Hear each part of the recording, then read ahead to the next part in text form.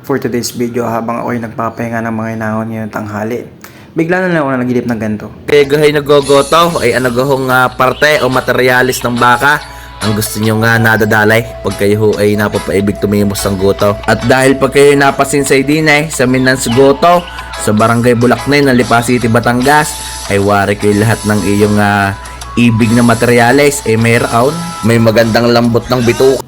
Kaya agad ako nalimpungatan sa panaginip ko na yun, kaya dali-dali na akong nag-unat para masubukan yung maintenance na nagutuhan dito sa Lipa. Sabi nila 1993 pa raw ito nagsimula.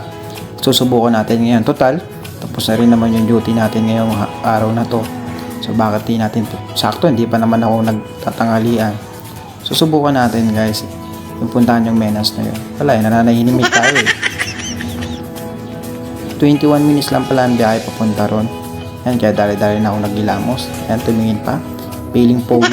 Kunyari lang yan guys, feeling pogi. So, pupuntahan natin, subukan, titikman natin sa sabaw. Kaya let's go.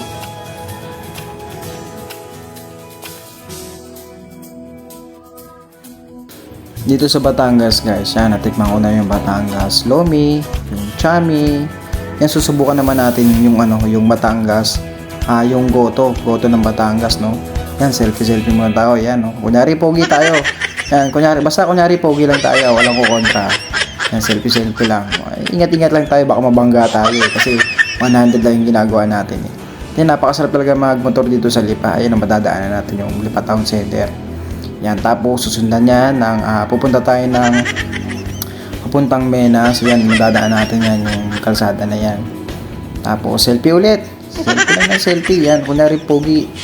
Sa mga feeling pogi lang tayo, huwag lang tayo mabangga. Yan, ingat-ingat lang tayo sa biyahe. Sa baka kapag yan, yung bangga tayo. Yan, tapos pagdating sa kanto na yan, kakanan tayo, kakaliwa tayo dyan. Diba? Kanan o kaliwa? Sa kakaliwa tayo dyan, sa area na yan. Tapos, dire-diretso lang po yun. Yan, makikita nyo na yung yan. Ito na yung, yung tindahan ng Menans, sa may kanan. Yan, so yun yung motor natin click. First time pumunta dito sa Lipa. So yan, sakto, marami kumakain, no? Marami tayong kasabayan ngayong araw na to. Ayan, si tatay yung nasa video, no? Yung baka yung inaano niya, inihiwa-hiwa niya. Yan, so ito, habang nag-aantay tayo, saglit lang naman to, ibibigay na agad na sa atin. Tapos, ayan yung motor natin. Yung kanto na yan guys, so ayun yung click natin. Tapos ito na yung order natin, mainit-init. Palibre na yung kanin guys, sa 70 pesos libre na yung kanin. So ito na yung, ang dami laman guys, 70 pesos lang yan guys, meron ng kanin yan, tsaka may sausawan na yan. Siyempre, yan pang gagawin natin. Tikiman na.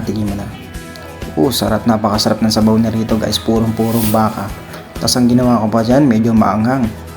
Lang higop pa na, nakadalawang kain ako dyan guys. Tsaka naka-extra sabaw ako dyan.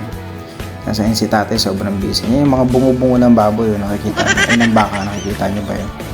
So, pag napataan kayo dito guys, kain kayo dito. Ayan, feeling pogi na naman siya. Ayun, feeling pogi na naman siya. Thank you.